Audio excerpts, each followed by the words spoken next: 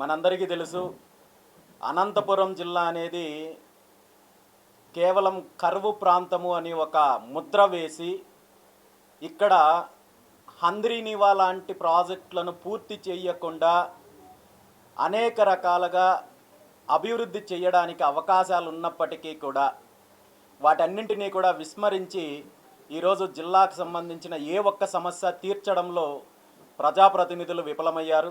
అనంతపురం జిల్లాకు సంబంధించిన ఒక ప్రధాన సమస్య ఏంటంటే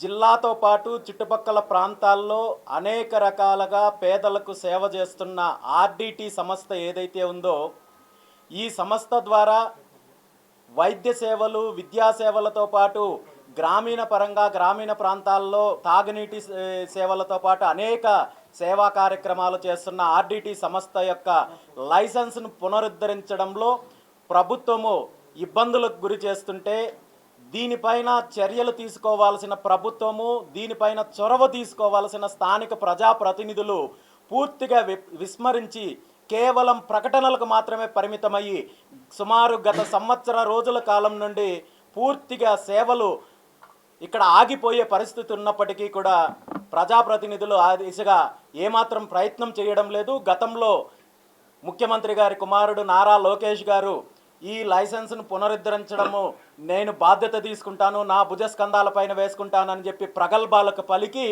ఇప్పటి వరకు ఆ దిశగా ఏమాత్రము స్పందించకపోవడము చాలా శోచనీయము. ఇప్పటికైనా ప్రభుత్వము ఈ జిల్లాకు సంబంధించిన ప్రజాప్రతినిధులు స్పందించి వెంటనే ఆర్డిటి సంస్థకు సంబంధించిన టెక్నికల్ ఇష్యూస్ ఏవైతే ఉన్నాయో వాటన్నింటినీ కూడా క్లియర్ చేసి వారి సేవలు కొనసాగించడానికి కృషి చేయాలని చెప్పి, లేదంటే ఆర్డిటి సంస్థకు సంబంధించి భవిష్యత్తులో బీసీవై పార్టీ ఆధ్వర్యంలో పూర్తి స్థాయిలో ఉద్యమం చేయడానికి సిద్ధంగా ఉన్నాము. అనేక సమస్యలు ఉన్నాయి. ఈ సమస్యల గురించి పట్టించుకోకుండా ప్రజాప్రతినిధులు భూదందాలు చేస్తున్నారు, అవినీతి చేస్తున్నారు. వీటిని ప్రశ్నిస్తున్న నాయకులు, బహుజనులు, దళితులు వారి కార్యాలయాలపైన యథేచ్ఛగా దాడులు చేసి భయభ్రాంతులకు గురి చేసి రౌడీయిజము, గూండాయిజం చేసే పరిస్థితి ఉంది.